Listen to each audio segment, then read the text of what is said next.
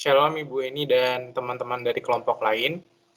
Kami akan menyampaikan review kami mengenai paper dengan judul The Mechanical Testing and Performance Analysis of Polymer Fiber Composites through the Additive Manufacturing.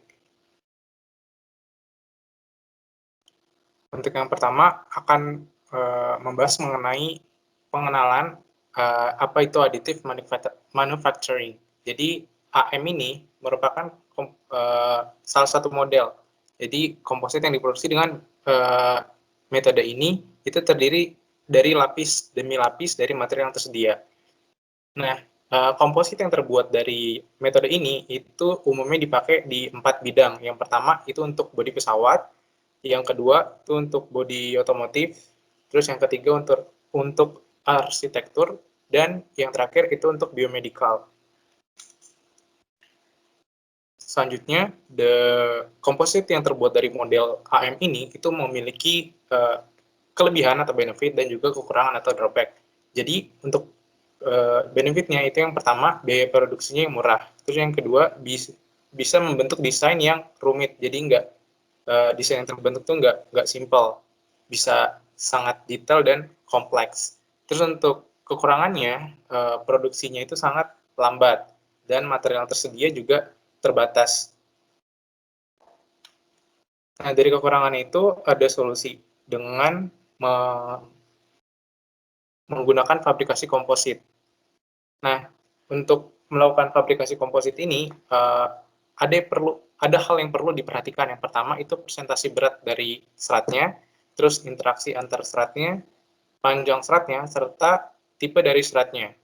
Nah, fabrikasi komposit ini juga ada 5 teknik. Yang pertama itu stereolitografi, terus laminated object manufacturing, terus fused deposition modeling, yang keempat ada selective laser sintering, dan yang kelima adalah multi-jet fusion. Nah, untuk paper hari ini yang dibahas itu dikhususkan ke teknik fused deposition modeling. Lanjut ke pengenalan dari metode AM, kita akan melihat langkah dari metode AM ini sendiri. Yang pertama itu membentuk model yang mau kita bentuk secara digital. Nah, setelah dibentuk itu akan dikonversi atau diubah ke file STL. Setelah diubah dari desain ke file STL, maka akan di slicing. Nah, slicing ini itu kayak dilihat lagi detail-detail dari desain yang udah dibuat. Setelah itu di print dengan menggunakan 3D printer, baru terbentuklah hasil yang sudah didesain, yang sudah dibuat. Selanjutnya. Bagian kedua, kita akan bahas mengenai additive manufacturing of fiber reinforced polymers atau polimer yang mengalami penguatan serat. Additive manufacturing ini biasanya dikenal sebagai 3D printing atau dari namanya berarti proses penambahan materi untuk membuat suatu objek. Ada beberapa teknik dari proses ini seperti yang tadi sudah disebutkan Garda, dan salah satunya adalah fused deposition modeling. Fused deposition modeling atau disingkat dengan FDM adalah bagian dari proses ekstrusi material yang digunakan untuk memproses polimer termoplastik. Biasanya digunakan untuk jenis polimer ABS, PP, PLA, PA, dan lain-lain. Dalam teknik ini, polimer diekstrusi dan disusun lapisan demi lapisan untuk membentuk suatu produk. Mungkin gambaran yang lebih mudah kita bayangkan adalah penggunaan lem tembak. Dibandingkan dengan teknik atau metode lain, polimer dengan teknik ini menghasilkan kinerja mekanis yang dapat diterima, permukaan akhir yang baik, dan daya tahan yang rendah. Material dari teknik ini berupa filamen dan dengan diameter yang bervariasi dari 1,75 hingga 2,85 mm tergantung dengan nozzle yang digunakan.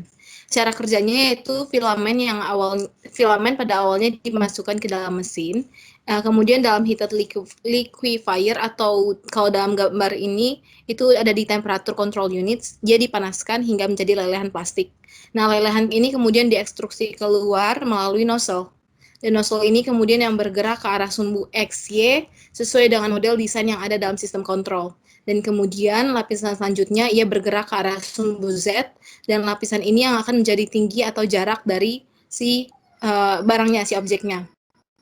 Filamen yang diekstruksi dari nozzle ditambahkan selapis demi selapis di atas platform hingga seluruh desain selesai dibuat dengan lengkap. Dan tinggi dari lapisan ini biasanya bervariasi. Dan ikatan setiap lapisan penting untuk pengembangan polimer kekuatan tinggi. Boleh next? Oke, dalam FDM beberapa kemungkinan penguatan serat untuk materi termoplastik ada 3. Yang pertama itu penguatan plastik. Ini biasanya dilakukan dengan 2 injektor sekaligus, satu untuk matriks dan satu untuk seratnya. Yang kedua, serat dan matriks dicampur sebelum injeksi, dan yang ketiga, dia dicampur sebelum injeksi sebagai filamen yang sudah dirasapi sebelumnya. Dan biasanya digunakan untuk fabrikasi komposit serat. Teman-teman bisa lihat pada tabel 1, ini ada beberapa polimer yang digunakan dalam FDM. Ada ABS, PA, PLA, PEK, dan PP. Dan massa jenis, daya tariknya, modulus tariknya, modulus lenturnya, dan suhu cetaknya itu bermacam-macam sesuai dengan jenisnya.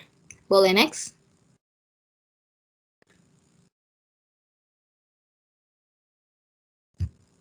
Oke, ini selanjutnya adalah parameter proses FDM. Yang pertama, slicing. Mungkin tadi sudah dijelaskan oleh Garda, dan ini ada beberapa hal yang perlu diperhatikan. Yang pertama adalah diameter nozzle-nya, karena nozzle ini berpengaruh pada diameter filamen yang akan dihasilkan. Yang kedua, deposition speed-nya atau kelajuan endapannya. Yang ketiga, tebal dari puncaknya, tebal dari lapisannya dan isiannya. Yang selanjutnya ada orientasi rasternya, sama bentuk raster, laju alirannya, dan lebar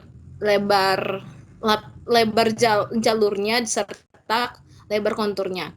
Orientasi raster, bentuk raster, dan arah pembuatan ini berdampak pada kekuatan tarik dan modulus material. Dan variasi dalam sudut raster serta dalam orientasi cetak akan mengubah sifat mekanik komposit serta menyebabkan sifat anisotropik pada bagian cetakan. Yang kedua ada build orientation atau arah orientasi bangunannya, yang ada 2, yaitu vertikal ataupun horizontal, dan serta ada temperatur kondisi di mana suhu nozzle, suhu lingkungan, suhu ekstruksi, serta suhu pada platform itu berpengaruh pada cetakan. Boleh next?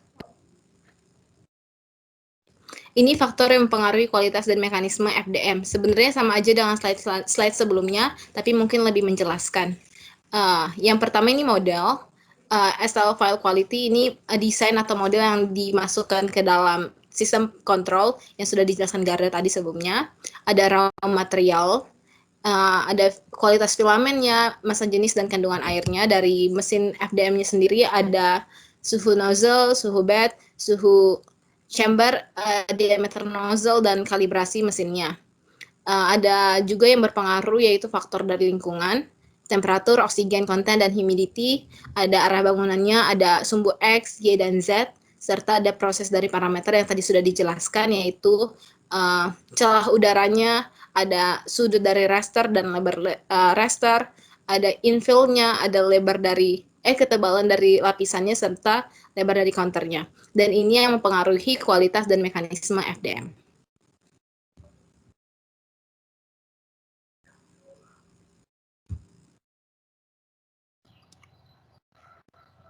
Oke, selanjutnya itu adalah bond formation between layers in FDM. Jadi dalam additive manufacturing ini, ikatan antar lapisan itu menjadi faktor yang sangat penting untuk mengatur kekuatan mekanik ya, untuk mengatur kekuatan mekanik polimer ataupun komposit itu sendiri. Dan ini terjadi karena pada saat ditambahkan, kan itu namanya aja lapisan demi lapisan itu ditambahkan pada ini, sehingga ketika prosesnya ini membutuhkan suhu yang sangat tinggi sehingga dapat melekat dan dapat memberikan kekuatan mekanik yang baik. Nah, kekuatan ikatan pada FDM ini juga ini dipengaruhi oleh beberapa parameter, yaitu suhu, viskositas, dan energi permukaan lelehan termoplastik. Nah, misalnya ini pada pembentukan ikatan antar lapisan pada polimer ABS atau acrylic akrilonitril butadin stiren. Nah, jadi proses pembuatannya ini melalui model sintering, misalnya melalui model sintering polimer. Jadi tidak hanya suhu dan tidak hanya beberapa variabel yang disebutkan tadi, ada juga variabel yang harus diperhatikan, yaitu konduktivitas termalnya, kapasitas panasnya, dan laju pendinginan. Nah, pada kasus ini juga ikatan lapisan meningkat pada suhu tinggi, namun dapat terjadi degradasi pada suhu yang sangat tinggi, sehingga permukaan menjadi buruk dan terjadi ketidakakuratan permukaan yang dihasilkan, permukaan komposit yang dihasilkan. Artinya ada batas-batas suhu tinggi yang dapat diterima oleh material ini. Boleh next. Pada metode AM dimungkinkan untuk mengubah orientasi serat selama pembuatan komposit dengan cara memvariasikan pola pelapisan dan orientasi serat. Menganalisis orientasi serat sangat penting, namun cukup menantang untuk dilakukan. Sporek mempelajari signifikansi orientasi serat flow induced pada sifat termal dan mekanik dari PP atau karbon serat komposit. Berdasarkan analisis morfologi, ditemukan bahwa adanya susunan serat yang istimewa. Interaksi antar serat antar lapisan ditemukan lebih baik pada komposit yang dikembangkan. Ketika lapisan baru ditambahkan pada lapisan yang telah ada, lapisan terdahulu tersebut kembali meleleh, sehingga menghasilkan koneksi internal antar serat pada kedua lapisan. Perilaku ini terus terjadi pada setiap penambahan lapisan, sehingga menghasilkan orientasi serat fiber yang terkoneksi baik secara longitudinal maupun ortogonal. Chang dan kawan-kawan mengidentifikasi perilaku mekanik dari serat karbon komposit dengan penguatan melengkung dan searah. Hasil identifikasi menyatakan bahwa penempatan serat secara melengkung dapat menaikkan sifat mekanik pada serat karbon komposit, yakni mengurangi konsentrasi tekanan dan meningkatkan kekakuan. Papon dan Hak mempelajari kekuatan fraktur komposit PLA yang diperkuat oleh serat pendek pada berbagai orientasi. Berdasarkan hasil eksperimen, ditemukan bahwa komposit dengan kandungan 5% karbon yang dicetak pada sudut orientasi 45 derajat menghasilkan energi fraktur terbesar, yakni sebesar 6,6 kJ per meter kuadrat. Boleh tolong di next. Ya, Petrus dan kawan-kawan membuat PA komposit dengan penguatan karbon. Kevlar dengan serat kaca komposit dicetak dengan orientasi yang beragam, yakni 0 derajat, 45 derajat, dan 60 derajat. Gambar menunjukkan orientasi lapisan fiber. Komposit dengan sudut orientasi 0 derajat menunjukkan performa mekanik yang lebih baik daripada fiber dengan orientasi 45 dan 60 derajat.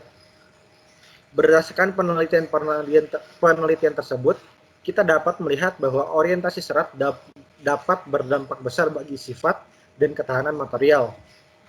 Boleh tolong di next.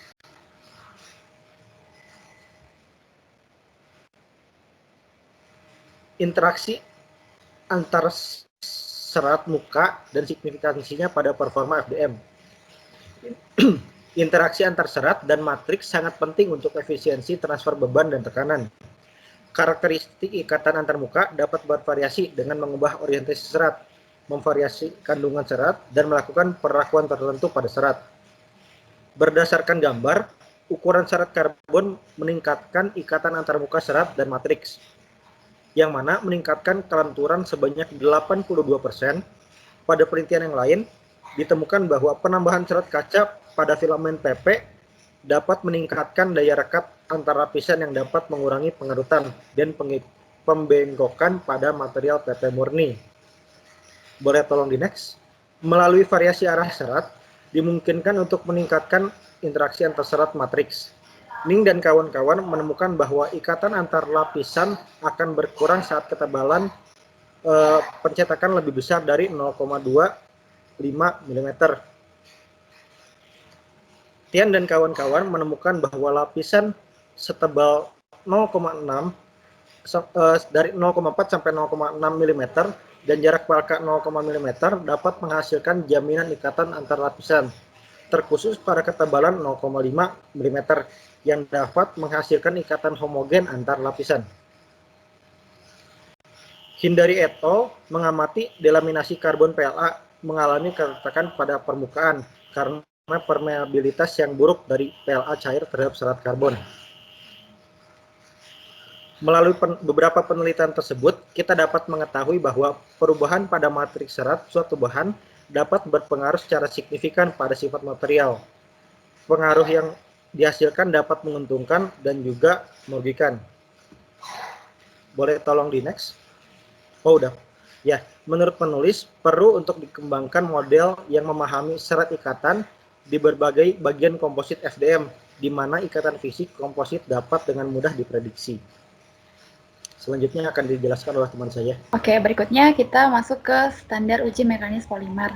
Jadi ada 4 uji yang dilakukan, ada uji tarik, atau sering kita sebut dengan tensil, uji lentur juga flexural, ada uji benturannya dan uji kompresinya.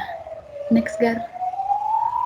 Ya, ini tabel yang menjelaskan tentang uji tadi ya, dan standar yang dia pakai itu ada standar Amerika, standar ISO, dan standar lainnya.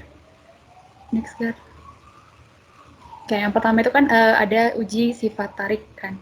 Jadi uji sifat tarik itu biasanya dilakukan dengan spesimen dumbbell dan spesimen datar atau lurus. Ketika saya cari tahu lebih dalam, spesimen dumbbell itu semacam spesimen memotong.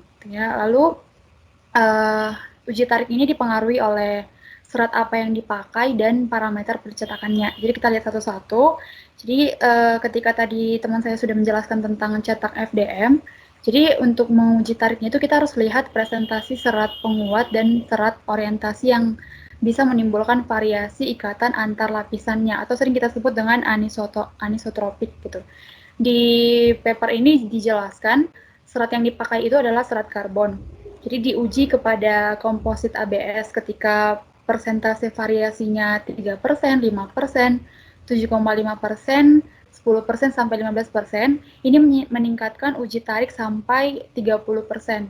Sementara pada komposit PAI2 dengan serat karbon 10%, uji tariknya menjadi lebih tinggi 10% dibanding PAI2 murninya. Next, Gar. Oke, jadi pengaruhnya metode pencetakan tadi kan dipengaruhi sama jenis fibernya sama metode pencetakannya. Nah, yang selanjutnya ini adalah pengaruh di metode pencetakannya. Jadi kalau kita pakai metode cetak kompresi, jadi dia dibentuk rongga dan pori-pori yang lebih besar, sehingga kalau rongganya lebih besar, maka uji tariknya semakin besar gitu, semakin kecil maksudnya.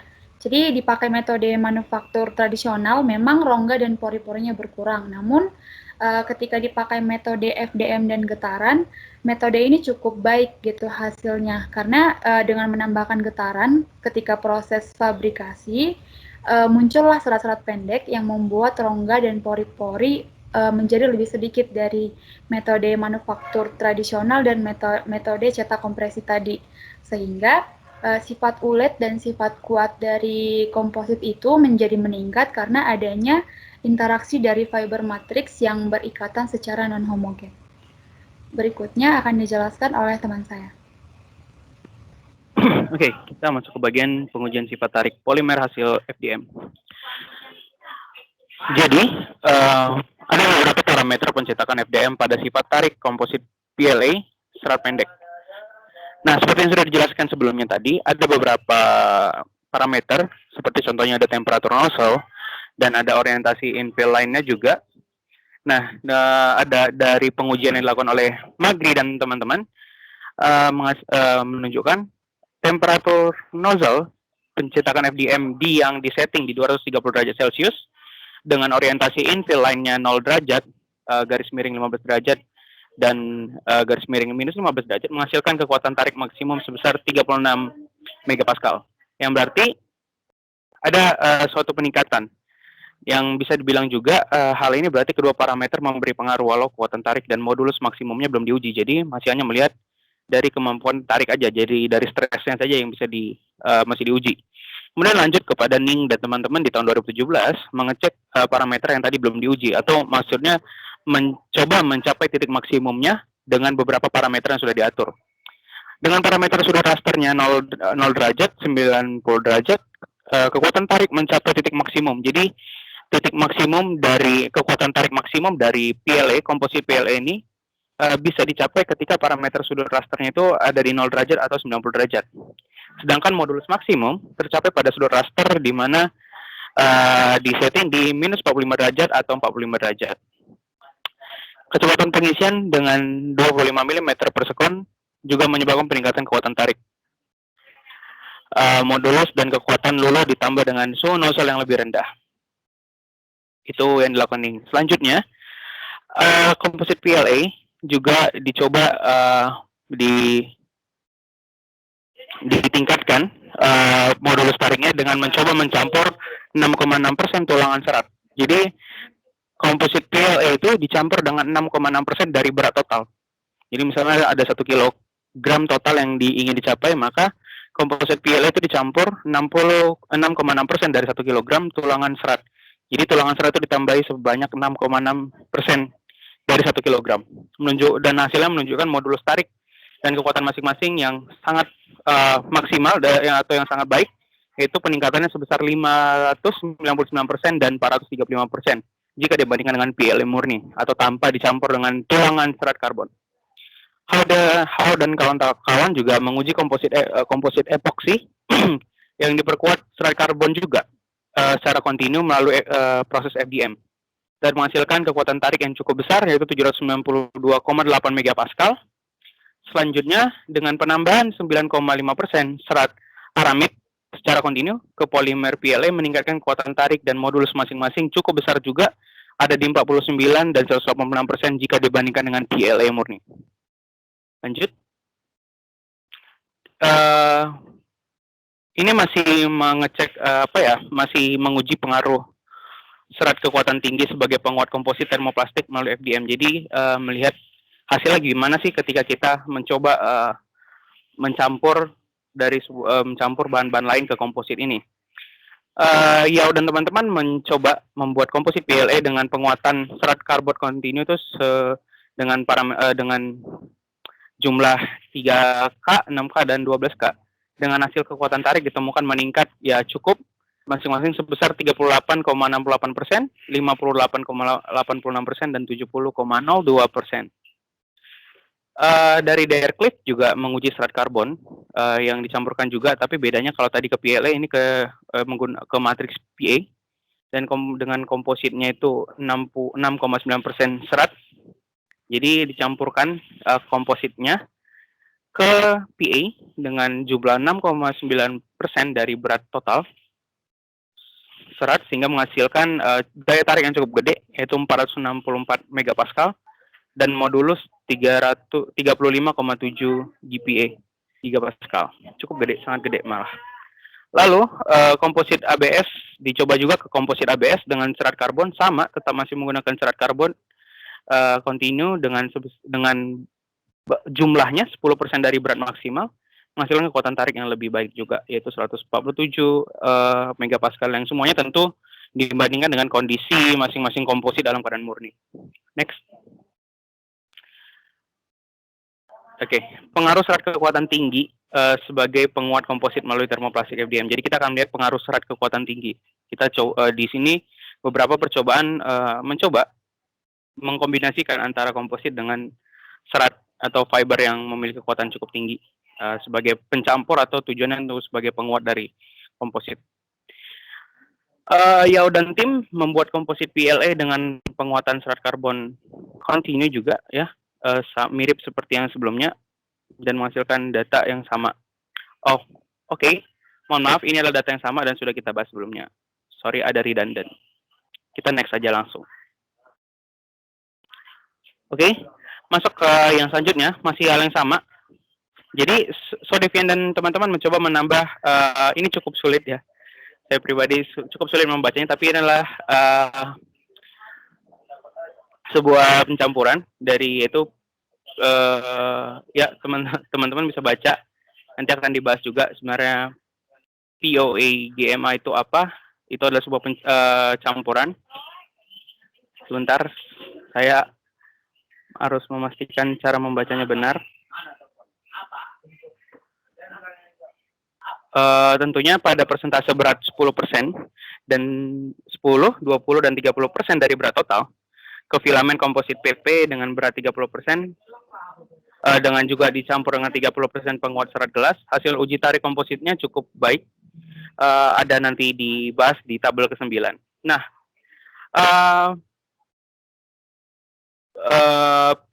yang disebut dengan POA-GMA ini adalah maleat anhidrida polyolefin. Saya ulangi, maleat anhidrida polyolefin. Itulah POA-GMA yang di situ yang tadi saya akan jelaskan. Lanjut yang kedua. Belum, jangan di next dulu. Ya, penambahan 10% berat total dan 2% berat total dari saya cukup sulit untuk membacanya. Untuk dari zat ini, yaitu POA-GMA ini meningkatkan fleksibilitas komposit, tetapi dengan penambahannya yang lebih, jika ditambahkan ke 30%, malah menyebabkan kondisi yang tidak baik, malah menyebabkan kerapuhan. Jadi ada batasan jumlahnya. Kita lihat ke tabel. Next.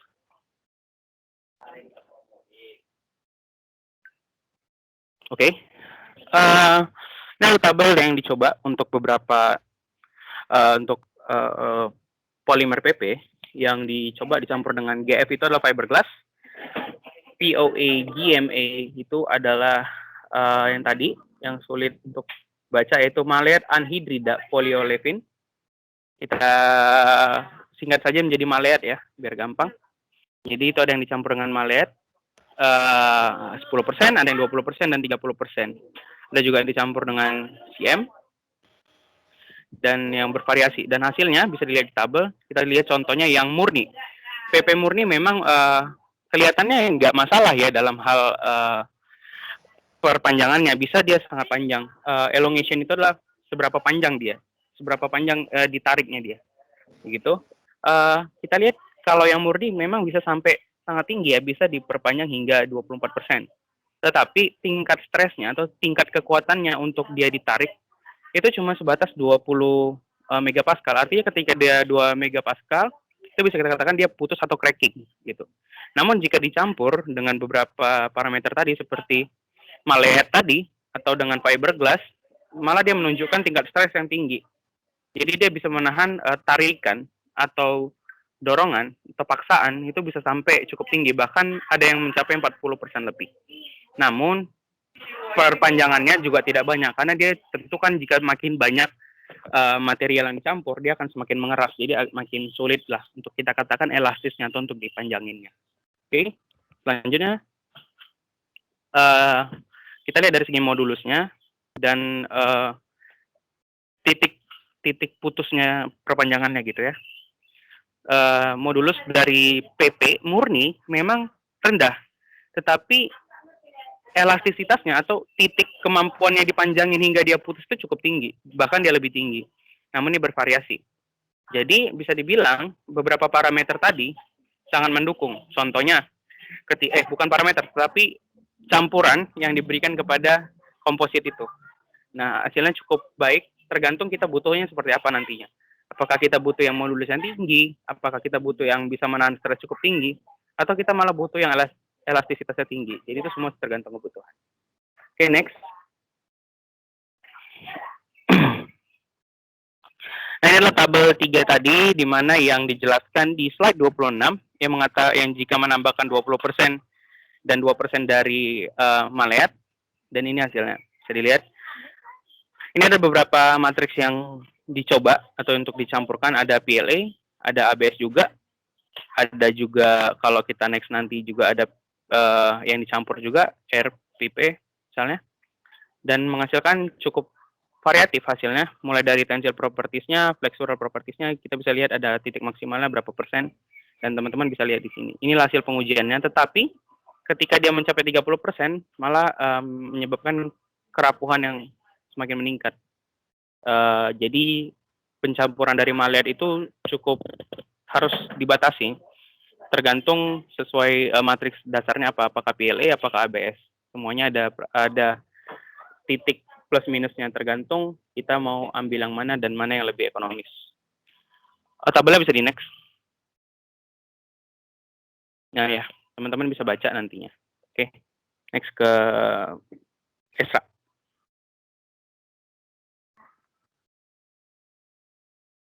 Oke, selanjutnya masih tentang penelitian yang sudah pernah dilakukan.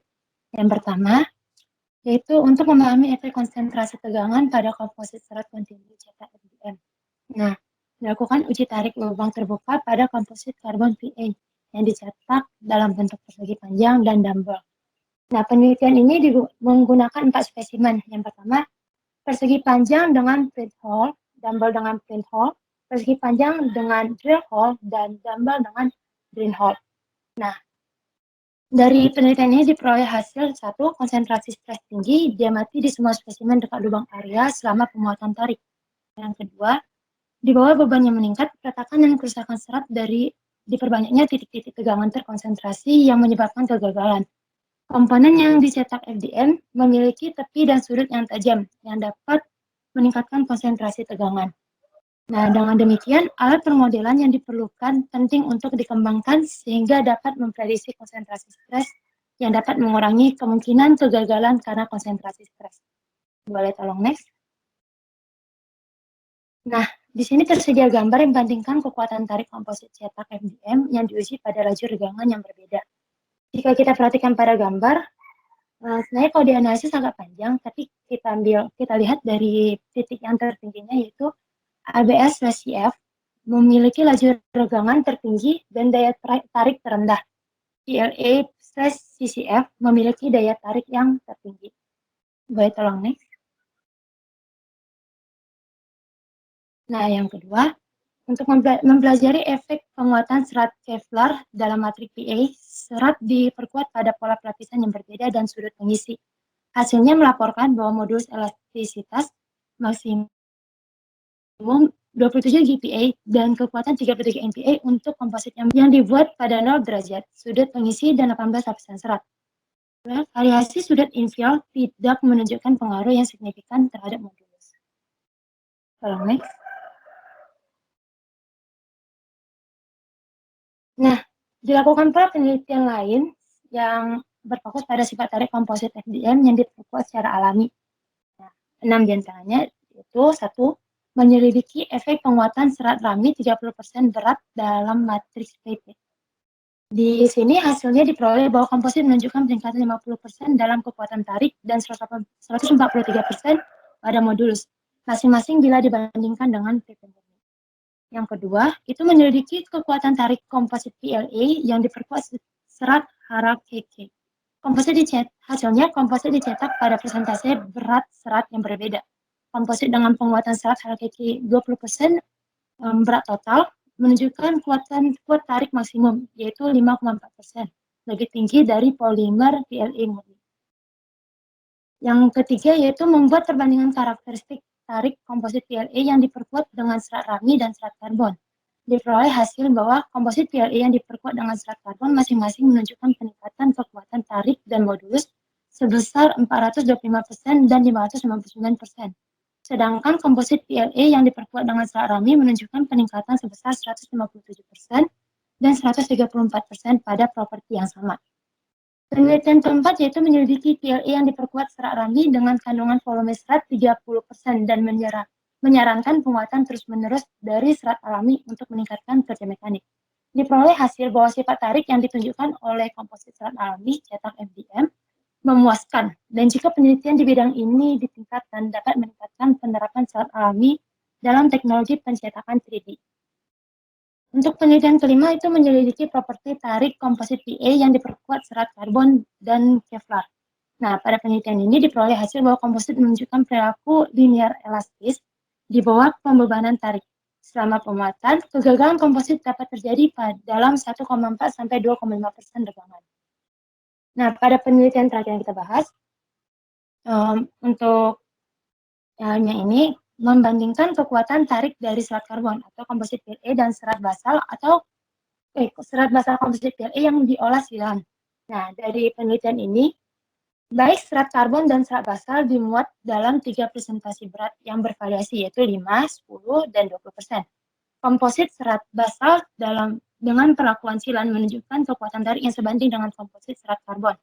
Komposit serat basal 20% memiliki kekuatan tarik maksimum 72 MPa, yang sekitar 33% lebih tinggi dari PLA murni, yang mana PLA murni itu 54,2 MPa. Hasil ini menunjukkan kemungkinan mengembangkan komposit hibrida berkekuatan tinggi melalui FDM. Boleh tolong next.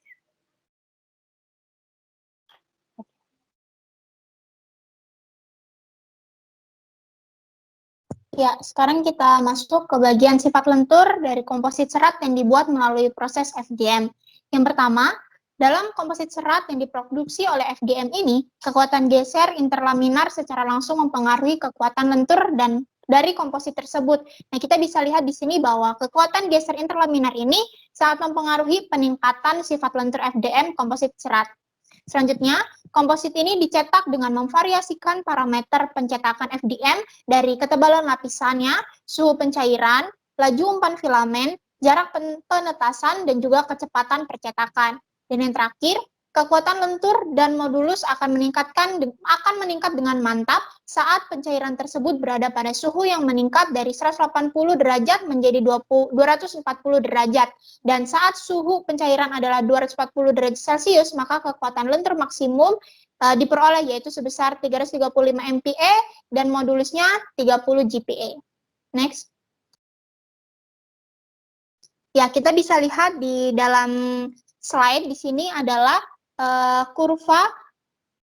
Ada 3 kurva di sini yang menunjukkan bahwa kurva tegangan regangan lentur dari komposit PA yang dimiliki oleh kaca, Kevlar, dan juga tulangan serat karbon yang difabrikasikan dengan orientasi bangunan yang berbeda. Kita bisa lihat pada gambar bahwa hasil dari kurva ini menunjukkan bahwa orientasi bangun datar memaksimalkan sifat lentur semua komposit. Kita bisa lihat bahwa jika dibandingkan dengan penguat Kevlar dan juga fiberglass, maka komposit serat karbon itu menunjukkan kekuatan lentur maksimal. Jadi di sini kekuatan lentur maksimalnya yang dicapai sebesar 424 MPa dan modulus lenturnya 39 GPa. Next. Ya, di sini juga ada gambar yang menunjukkan kekuatan lentur komposit cetak FDM yang diuji pada laju regangan yang berbeda. Jadi di gambar ini itu membandingkan kekuatan lentur komposit cetak FDM yang diuji pada laju regangan yang berbeda, sehingga peneliti itu dapat melihat bahwa variasi sifat lentur komposit serat pada karbon PLA pada berbagai ketebalan lapisan, kecepatan percetakan, dan juga suhu pencetakannya. Jadi hasil penelitian ini menunjukkan bahwa pengaruh ketebalan lapisan terhadap modulus dan kekuatan lentur itu sangat berpengaruh. Next. Ya, di sini kita bisa melihat sifat benturan komposit serat yang dibuat melalui proses FDM. Yang pertama adalah kekuatan impact atau benturan itu sendiri sangat penting untuk mengatasi kekakuan dan juga kekuatan komposit terhadap beban impact dalam pengaplikasiannya. Kita bisa lihat di sini bahwa dampak tiba-tiba pada komposit serat dapat menghasilkan debonding matriks serat, delaminasi serat, dan kerusakan serat yang dapat menyebabkan kegagalan transmisi beban. Jadi di sini kita bisa lihat bahwa jenis dan jumlah tulangan itu sangat penting untuk meningkatkan kekuatan impact atau benturan itu sendiri, dan komposit serat karbon memiliki kekuatan impact yang rendah karena sifat serat karbonnya yang sangat rapuh. Next.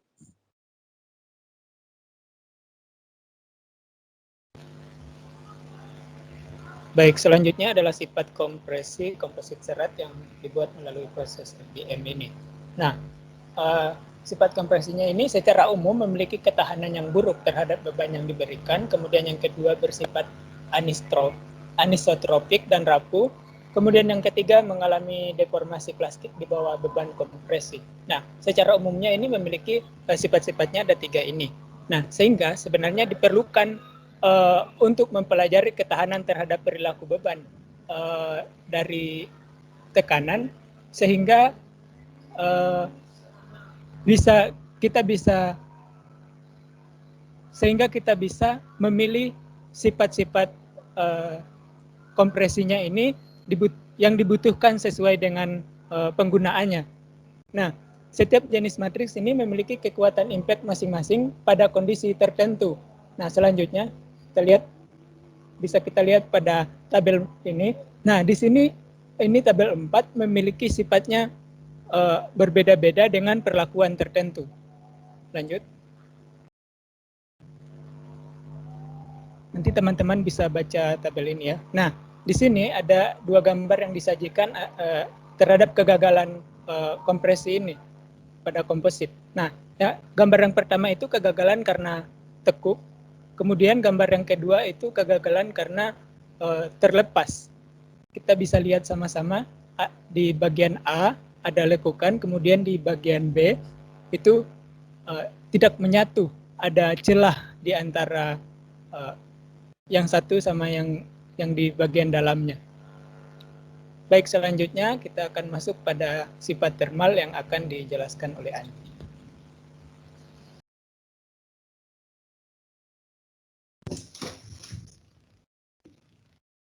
Oke, next.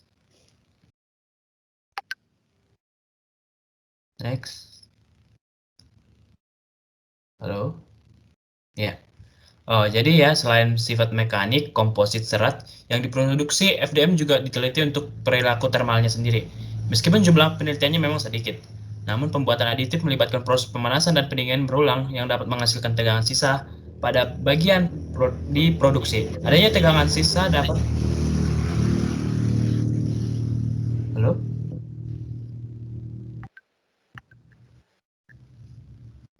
Oke.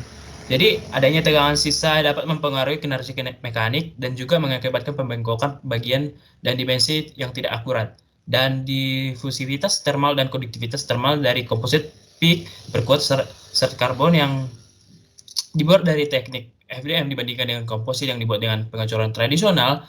Dibandingkan dengan komposit yang dibuat dengan pengecoran tradisional, komposit yang dibuat dengan teknik cetak FDM 3 dimensi menunjukkan 25% sampai 30% mengalami penurunan difusivitas dan konduktivitas termal. Nah, difusivitas termal komposit serat dipengaruhi oleh kesejajaran serat yang terbentuk selama aliran leleh. Nah, lalu penguatan serat karbon 30% berat menunjukkan difusivitas termal yang tinggi sebesar 0,5 mm kuadrat dan untuk komposit yang diperkuat 20% berat adalah 0,22 mm kuadrat. Next. Nah, untuk polimer fabrikasi FDM dari PA 618 lalu PLA dan PLA yang diperkuat dengan serat karbon. Nah, perilaku termal dari bahan polimer suhu uji berkisaran 25 Maksudnya PLA berbasis karbon cetak 3 dimensi menunjukkan perilaku termal yang lebih baik dibandingkan dengan bahan polimer lain yang diselidiki.